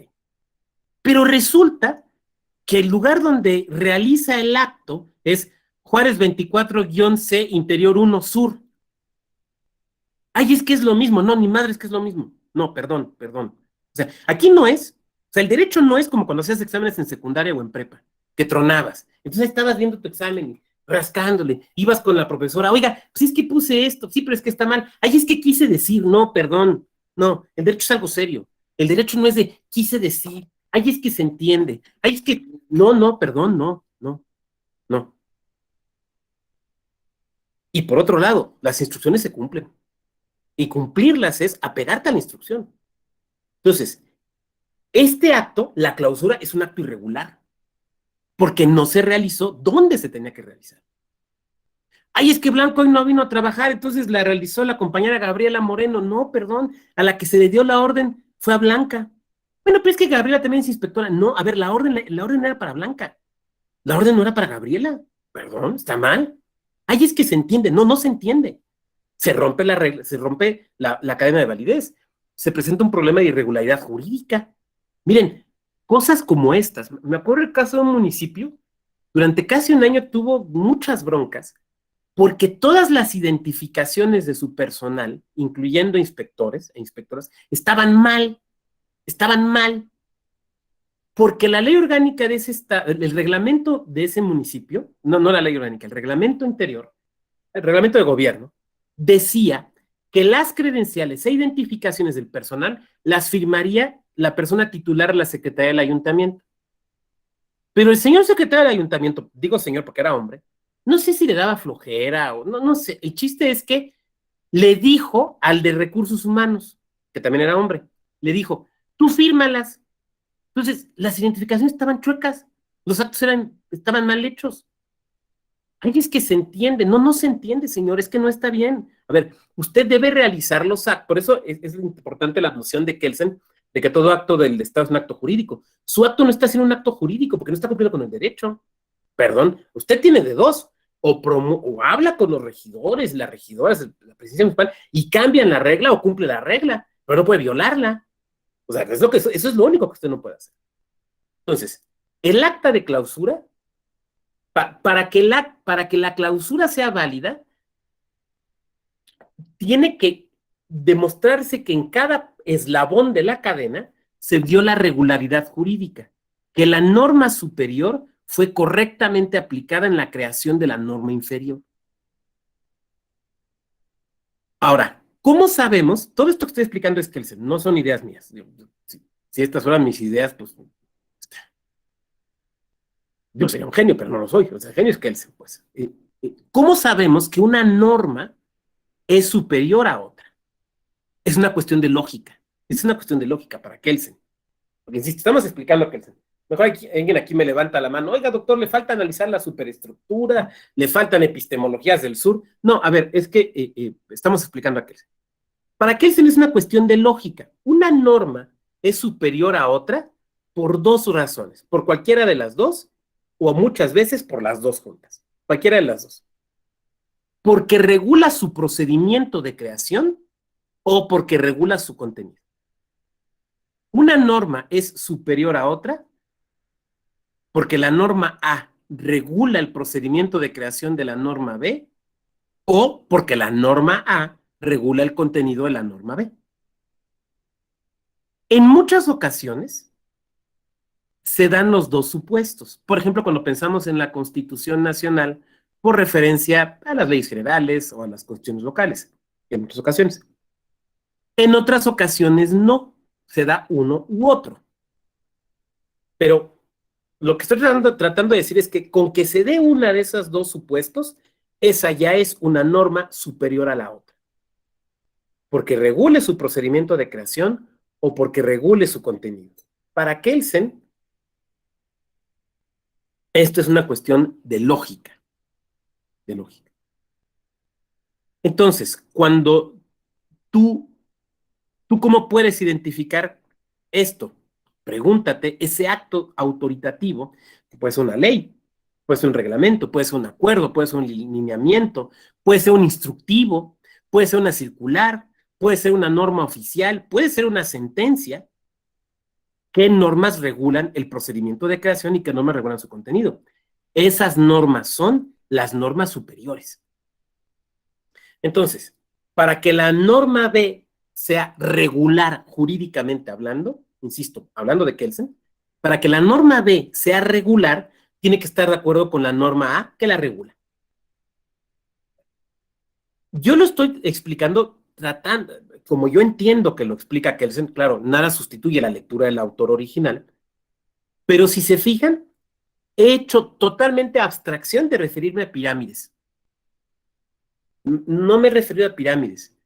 No les he proyectado una lámina con un triángulo, con una pirámide. Por dos razones. Primera, un momentito, Elizabeth, con gusto. Ya nos acercamos a la parte de las preguntas y reflexiones, con gusto. Primera, porque Kelsen no lo hacía. Alguien, yo no sé todavía quién, se puso a ilustrar el pensamiento de Kelsen en pirámide porque se le hizo más fácil. Está bien, es un recurso, es un recurso. Yo escuché a algunos profesores decirme que en realidad Kelsen no hablaba de pirámides, sino de salchichas. Yo creo que ahí estaban pensando en las salchichas alemanas con chucrut, que son una delicia. Las mejores las he comido en Oaxaca y en San Cristóbal de las Casas. ¡Qué cosa!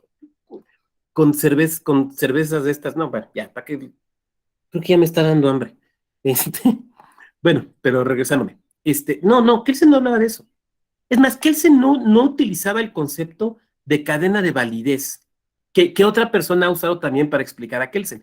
Kelsen hablaba de regularidad jurídica, pero esa es la regularidad jurídica. Ahora, el problema es que cuando explicamos a Kelsen, lo hacemos pensando solo en leyes. No, es que para Kelsen todo acto de autoridad es un acto jurídico. Como ustedes vieron, aquí lo hice a partir de un acto administrativo. Pero seguramente mientras yo iba explicando esto, ustedes lo empezaban a pensar por referencia a otras cosas. Por ejemplo, en materia electoral. Yo quiero ser candidato independiente, solicité mi registro, me negaron el registro. ¿Qué voy a impugnar? La negativa. A ver, ¿dónde está la negativa? A ver, aquí está la resolución donde se le niega a usted. Ok, esa resolución tiene que estar de acuerdo con la ley electoral del Estado, que tiene que estar de acuerdo con la Ley General de Instituciones y Procedimientos Electorales, que tiene que estar de acuerdo con la Constitución y con tratados internacionales. Por ejemplo, el famoso artículo 23 del Pacto de San José. Ya, es el mismo método. Es el mismo método. El método de la regularidad jurídica es el mismo. Es el mismo. ¿Quién explicó ese método? Kelsen. O sea, el método de análisis es el mismo. ¿Y qué es lo que, a ver, tú como abogado, tú como abogada, qué es lo que tienes que hacer? Tienes que demostrar que en alguna etapa la cadena se rompe. Tienes que demostrar que, por ejemplo, la ley electoral local, en base a la cual te negaron el registro, que esa ley electoral no está de acuerdo con la Constitución o no está de acuerdo con el Tratado Internacional. Entonces, cuando empiezas a analizar la regularidad jurídica hacia arriba, donde te das cuenta que hay una irregularidad, o sea, donde la norma B no respetó el procedimiento de creación de la norma A, o no respetó el contenido que le señalaba la norma A, ahí le pegas. Esa es la irregularidad. Eso es lo que tienes que evidenciar. Ahí está la bronca, ahí está el problema. Porque donde se rompe la cadena, que insisto, es un concepto que no usa Kelsen, pero creo que nos puede servir, donde se rompe la cadena, todo lo que hay para abajo ya es irregular. Ya es irregular. Todo lo que hay para abajo. Entonces, tu chamba como abogada, como abogado, litigante, por eso digo que Kelsen te enseña a litigar. Tu chamba como litigante es dónde se rompe la cadena. Y donde se rompe, ¡pum! Miren, quienes de ustedes se dediquen o se hayan dedicado al penal, creo que lo podrán ver con mucha claridad. Cuando tú eres un abogado o una abogada defensora en materia penal, acusan a tu cliente de cometer un delito X. Y ves el tipo penal, y el tipo penal tiene 4 elementos. Con que tú demuestres que uno no se cumple, ya la hiciste. ¿Estamos de acuerdo? O sea, no tienes que demostrar que no serían los 4. Con uno. Ya, con eso la hiciste. Por eso es más difícil ser ministerio público. Porque como ministerio público tienes que mostrar los 4. ¿Me van siguiendo? Como litigante penal, con uno que tumbes. Bueno, aquí es similar. Si la cadena es muy larga, porque hay muchas normas intermedias, no es que tengas que demostrar la irregularidad en todos los puntos. Con uno es suficiente. Ahora, pensémoslo si eres autoridad, porque a lo mejor aquí varias y varios de ustedes trabajan, por ejemplo, en un instituto electoral local, y me van a decir, oiga, doctor, pues yo no litigo a mí, ¿para qué me sirve? Ah, te voy a decir para qué te sirve. Te sirve para que cuando tú vayas a estar elaborando el acto, revises la cadena. Entonces, vamos a suponer que tú trabajas en un instituto electoral local y te piden hacer el instructivo para el registro de candidaturas. Tienes que ser un instructivo, pero un instructivo que va a regular el procedimiento de registro, ¿no? Bueno. Y suponte que tú vas a proponer en ese instructivo que todo el registro se haga de manera electrónica, en virtud del cobicho. Ok, tú tienes que revisar si esa propuesta está de acuerdo con los reglamentos del propio instituto, porque es un instructivo que es inferior a los institutos, con el reglamento, con la ley electoral, con la ley JIPE, con la constitución local, con los tratados internacionales aplicables en materia de derechos político-electorales y con la constitución.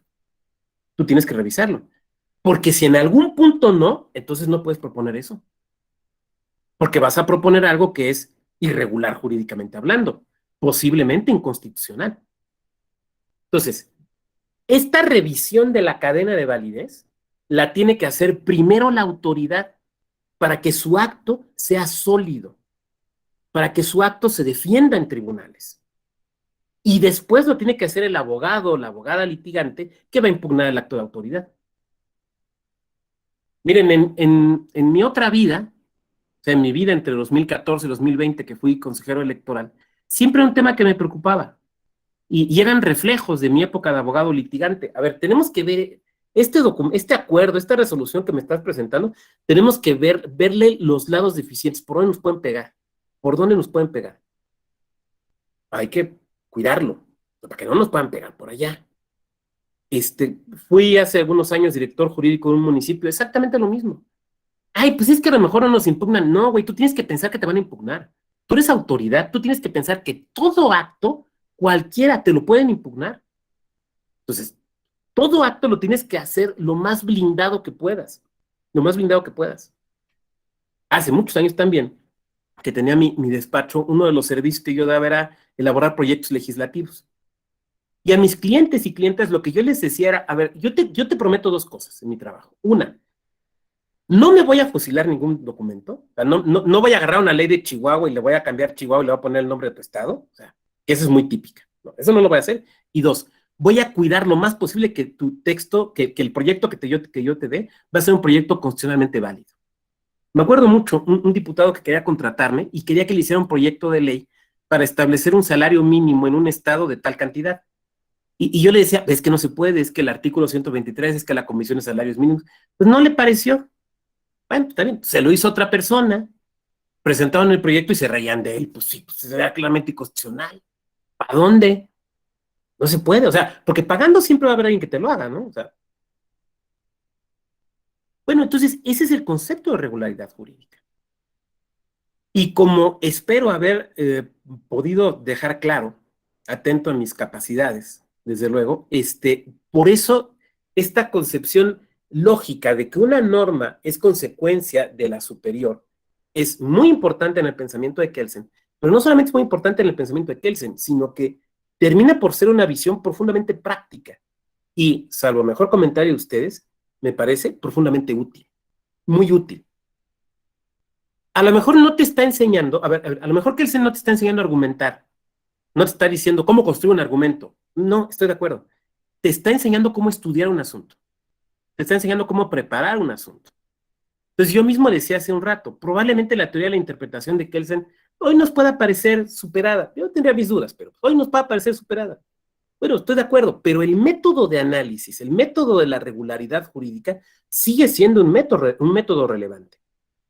Pero además, estando además en una sede electoral como nuestra Escuela Judicial Electoral, es un método profundamente democrático, porque de lo que Kelsen nos habla es de la sujeción del Estado, no de un Estado omnímodo, no de un Estado omnipotente, sino de un Estado que se sujeta al derecho. Y esto se complementa con las ideas políticas de Kelsen, que yo también mencioné hace un rato. Kelsen es un demócrata convencido. Kelsen tiene un muy buen libro que se llama Esencia y Valor de la Democracia.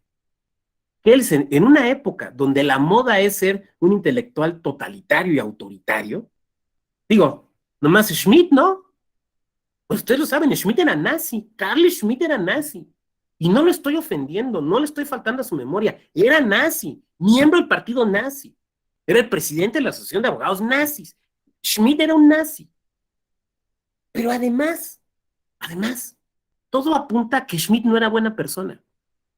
Fíjense lo que les voy a platicar.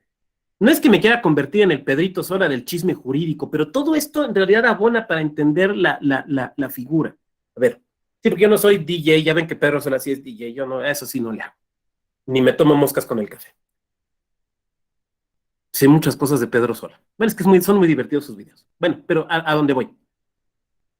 Ustedes recuerdan la polémica Kelsen-Schmitt sobre el guardián de la Constitución, que no he hablado de ella porque no tiene que ver con nuestra sesión. Bueno, recuerdan esa polémica. Por aquellos años, Schmitt le escribe una carta a Kelsen, porque Schmitt quería ser profesor, digamos, ya definitivo, y le pedían cartas de recomendación. Pues qué mejor que una carta de recomendación de Kelsen, ¿no? Entonces, a pesar de que tenían ideas tan distintas, que tenían esta confrontación, Kelsen le expide la carta de recomendación. O sea, Schmitt le pide paro a Kelsen y Kelsen le hace el paro. Sí, cómo no, ahí va la carta. Cuando los nazis persiguen a Kelsen, Schmitt, siendo el presidente de los abogados nazis, no le tiró paro, no le tiró paro. O sea, dicho de otra manera, si te ibas a echar unos alcoholes a una cantina con Kelsen y se ponían las cosas feas, podías contar con él. Si estaba Schmitt y volteabas a lo de que había que defenderse, el tipo ya había corrido. Entonces no parece que fuera un buen tipo. Pero bueno, o sea, en una época en la que los intelectuales, incluso jurídicos, tendían hacia esas posiciones, Kelsen reivindicaba la democracia. Kelsen reivindica un Estado democrático y un Estado acotado por el derecho, limitado por el derecho. Y fíjense entonces cómo el uso de la lógica, por esta relación de la que he hablado, de la regularidad jurídica, atiende a una finalidad de defender un régimen democrático y un régimen de respeto y de sujeción al derecho, en un momento histórico donde lo que prima es la razón de Estado. La razón de Estado. Por último, ya para pasar a la etapa que creo que puede ser muy enriquecedora de preguntas y reflexiones, sobre el tema de la razón de Estado, solamente les recomendaré el último texto que escribió nuestro don Jesús Reyes Heroles, que se llama La razón de Estado en Mirabeau. Creo que en Mirabeau, la razón de Estado en Mirabeau. Muy interesante sobre el tema de razón de Estado. Bueno, yo dejaré aquí esta peroración y pasaríamos a sus comentarios. Mientras van levantando la manita, que por ahí había una mano levantada, creo que de Carla, voy a leer el chat. Es que no voy leyendo el chat mientras hablo, porque si no me pierdo. Bueno, de los puros te amo ya hablamos. Ahorita tengo aquí unos de Tuxtla, pero son unos San Andreas, son puros muy fuertes. Eso sí no se los... Si nunca han fumado puro, no empiecen por esos. Esos son ya para gargantas ya muy caladas. Pero a mí me gustan mucho. Es Es que a mí me gusta que el cuerpo sienta así lo que recibe, ¿no? Por eso no me gustan los puritos de chocolate. Hacían hace muchos años un puro, que era el Ornelas al coñac con tabaco de Jalisco. Y se puro bueno, al nivel del que me pongan, pero después creo que lo dejaron de hacer. ¿Qué implica el psicoanálisis y su relación con el derecho? Nos pregunta Elizabeth. Híjole, Elizabeth, ahí sí te la debo. A lo mejor alguna de las compañeras, algunos compañeros podría profundizar. Intuyo, pero tómamelo a nivel de intuición, que tiene que ver, por ejemplo, con cuestiones de derecho probatorio, que se podría relacionar con derecho probatorio. Pero la verdad es que ahí sí te la debo. No podría, no quiero intentar una respuesta porque lo que te voy a decir es un mero invento. A mí me gusta el psicoanálisis. En la terapia en la que yo he estado ha sido en terapia psicoanalítica, no me he acomodado con las otras. Yo sé que decir esto es decir una antiguaya, es como decir, no tengo un Nissan, tengo un Datsun, porque parece que el psicoanálisis no está de moda.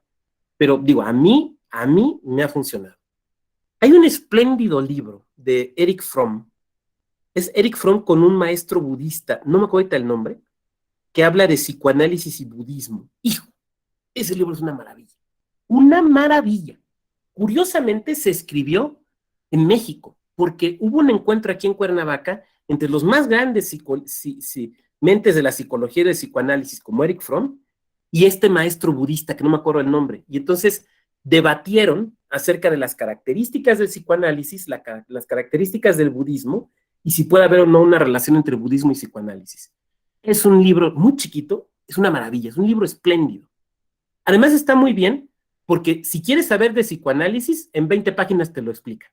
Si quieres saber de budismo, en 20 páginas te lo explica. Entonces es un libro que recomiendo mucho. Su permiso, no sé, el oficio del rey. Ah, sí, lo que estábamos hablando, alguna queja, las zonas de clausura y demás. ¿Usted cree que la redacción de la actual Constitución es repetitiva de toda la ley especial? Es una espléndida pregunta. A ver, creo que nuestra Constitución ha sufrido un proceso de inflación.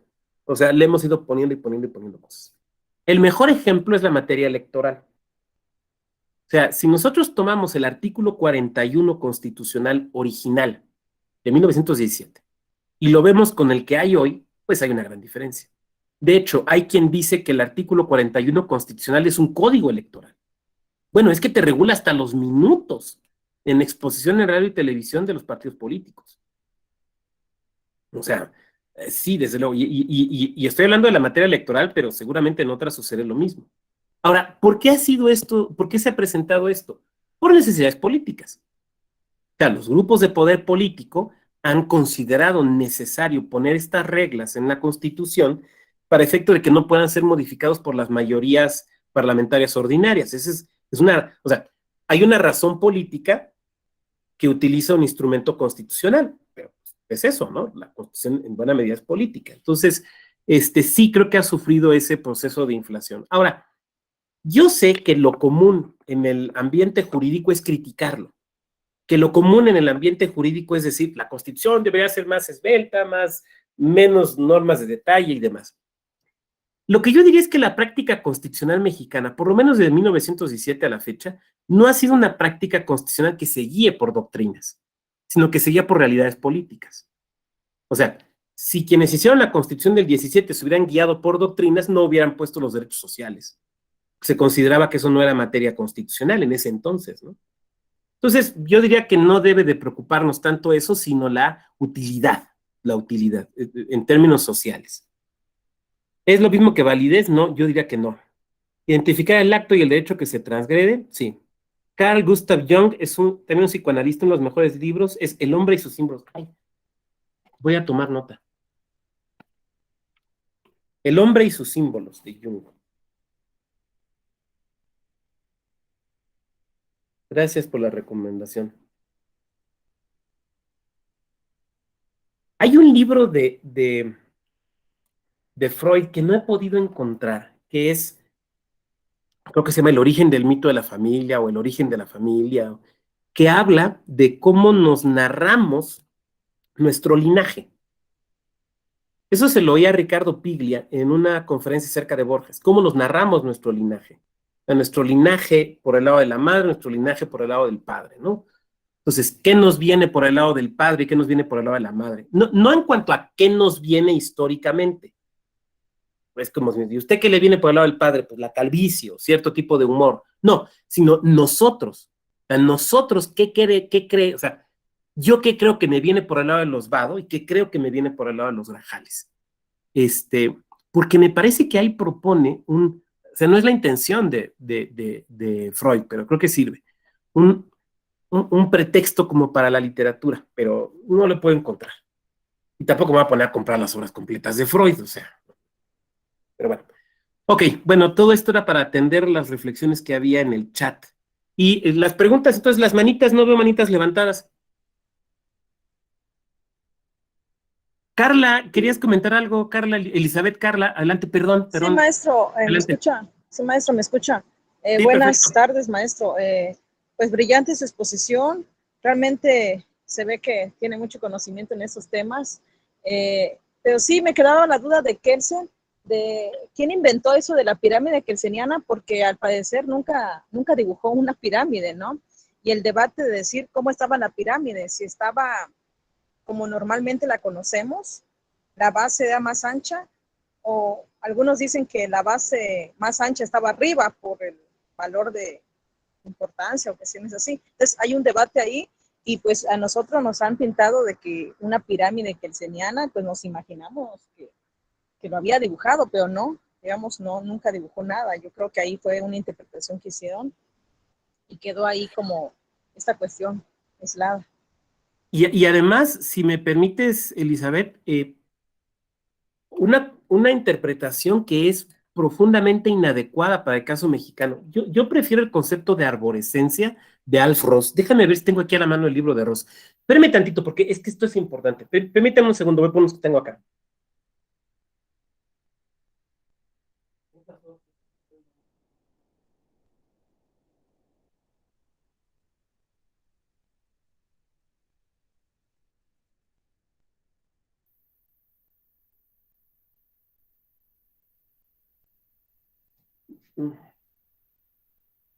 No lo voy a encontrar así de bote pronto.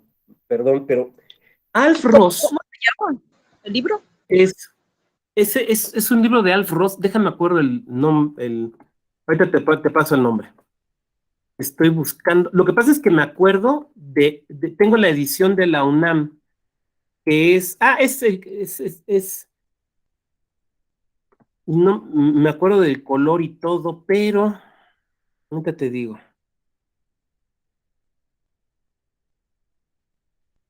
Creo que es el concepto de validez y otros ensayos. Creo que es ese, ¿eh? El concepto de validez y otros ensayos. Creo que es ese. Lo que pasa es que yo no tengo una edición ya muy viejita. A mí me gusta comprar libros usados. No tengo una edición ya muy viejita de la UNAM, que es naranja con blanco.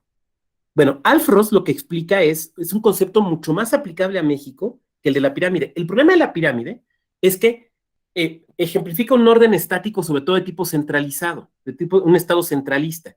Yo tengo la hipótesis de que quien ilustró a Kelsen las ideas de irregularidad jurídica con una pirámide era un jurista o una jurista que venía de un estado central, tipo Francia.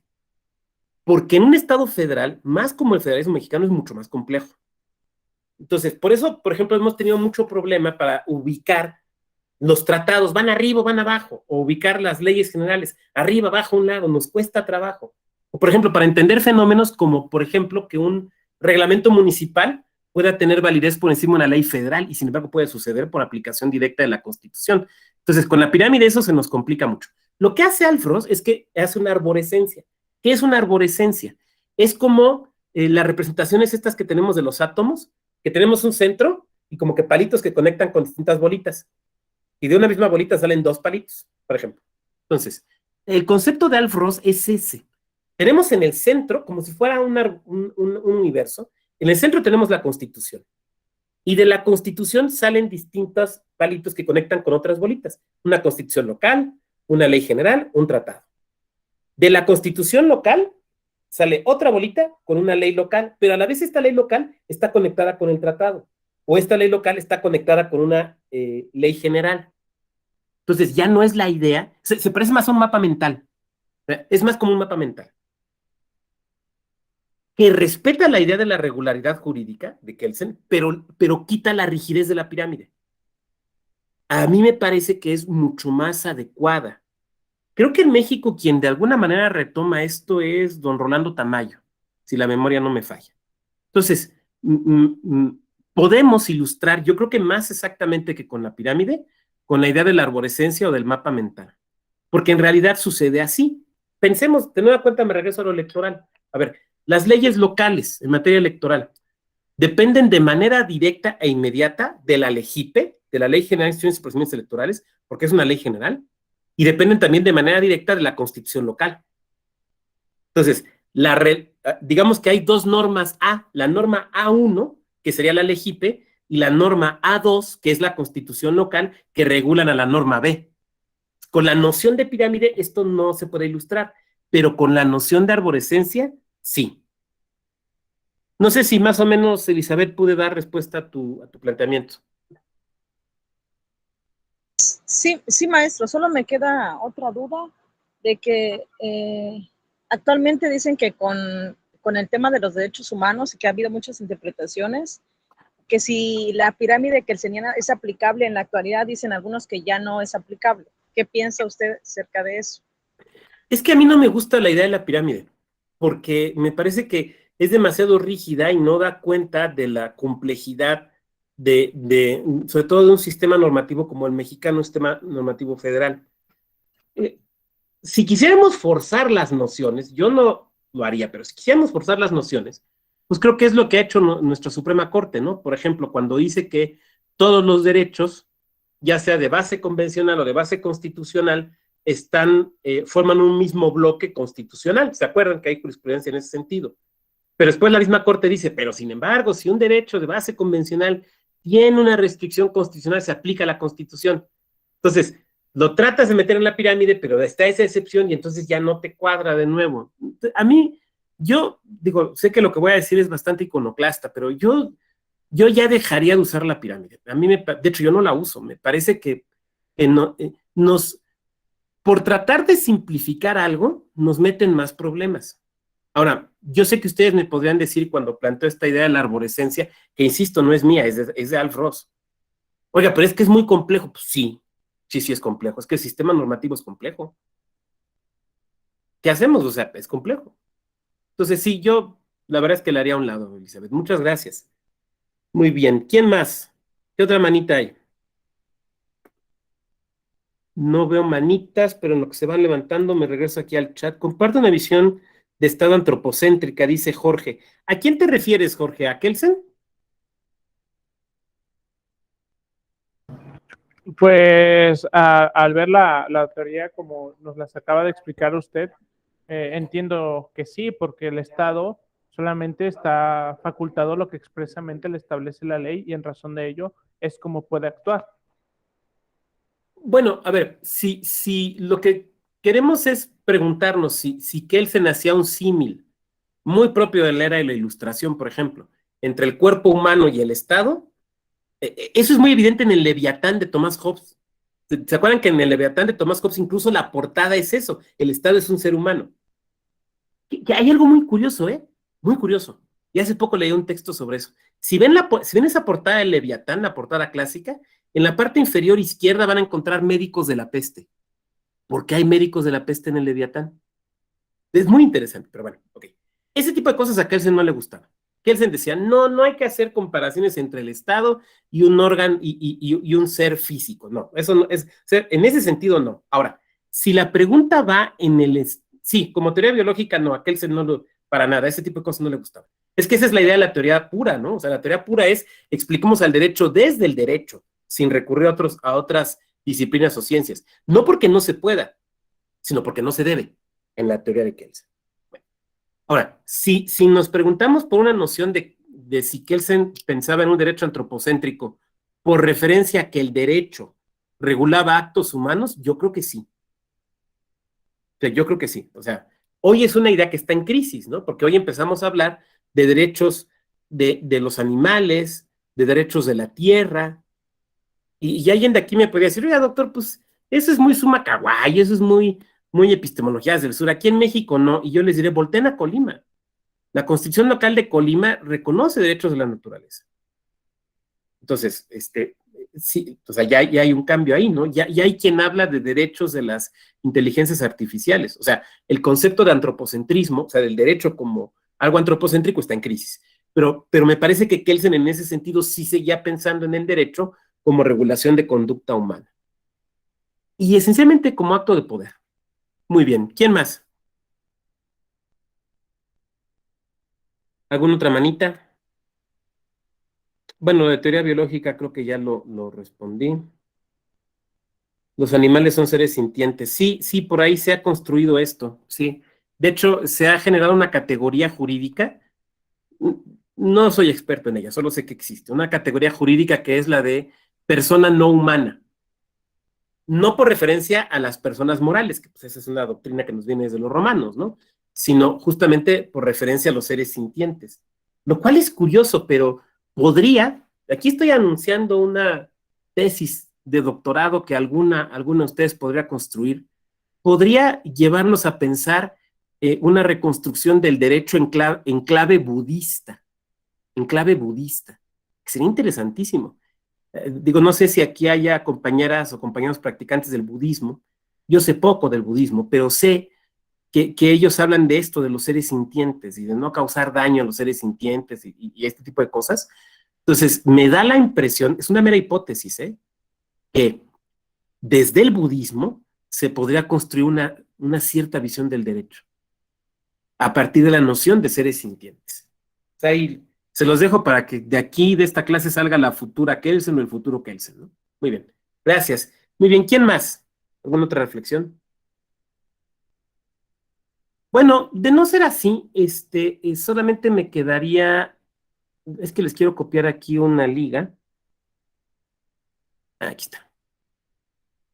Yo les agradezco su paciencia en esta sesión. Hablar de Kelsen, pues nos puede llevar todo un diplomado, todo un seminario, un posgrado, simplemente por el arco creativo de Kelsen, ¿no? Nada más por eso. Entonces, aquí tuve que hacer una muy apretada síntesis de algunas ideas que lo relacionan directamente con la cuestión de la lógica. Hay otras posturas acerca de la lógica que construyó Kelsen, sobre todo el último Kelsen, el que es de los años 60, pero que digamos que han sido muy, muy criticadas y en cierta forma están en desuso. Entonces yo dije, vamos a concentrarnos en lo que es más útil, que me parece que es el concepto de regularidad jurídica como una relación de suprasubordinación, que es una relación de lógica formal. Pues por eso me concentré en ello, pero es absolutamente, en ese sentido, indispensable leer la obra de Kelsen, o sea, hay que leerlo. Pero para mí es muy importante que ustedes se den cuenta o que ustedes visualicen a Kelsen desde una perspectiva práctica, o sea, más allá del tótem teórico, Tótem y Tabú, es otro libro de Freud, ¿no? Del tótem teórico que tenemos, pensar en Kelsen como un jurista práctico, que nos puede ayudar a hacer mejor nuestro trabajo. Yo sé que suena hasta contradictorio. Pues, ¿cómo Kelsen para la vida diaria? Pues sí, para este tipo de cuestiones sí nos puede servir. Entonces, bueno, pues les agradezco su gentil presencia.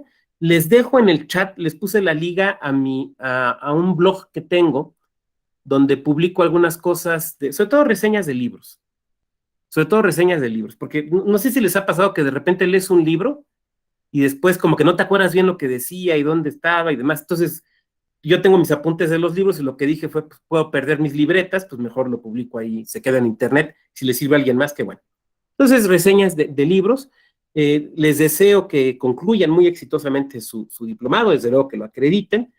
Será un gusto volvernos a ver en otras ediciones de los diplomados de la Escuela Judicial.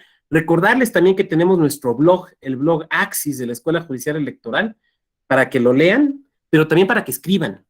Es un blog abierto a la participación de ustedes y tenemos constantemente textos que nos remiten muy amablemente estudiantes de nuestros diplomados, entonces sería un gusto por ahí leerles. A lo mejor ahí puede alguien empezar a desarrollar esta idea de budismo y derecho. Entonces les agradezco mucho, les deseo, insisto, que tengan un muy buen día, quedamos a sus órdenes y muchas gracias. Gracias, maestro. Gracias, Excelente buen día. clase. Excelente clase. Muchas gracias. Entretenidos.